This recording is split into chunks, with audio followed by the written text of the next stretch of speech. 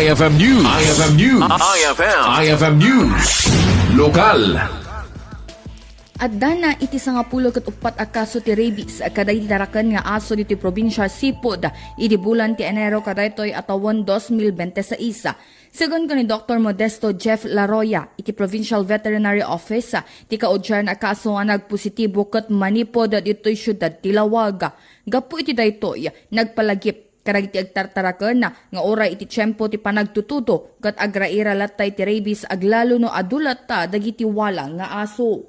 As aso tayita, as part of the responsible pet ownership, nga makunkuna, dapat kumaapo kat itali tayo, ikulong tayo dagito aso tayo.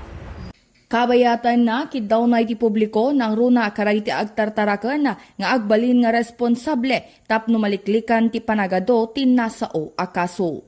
Para iti IFM News sa Idol Bernadette Toledo, Tatak, IFM. IFM News. IFM News.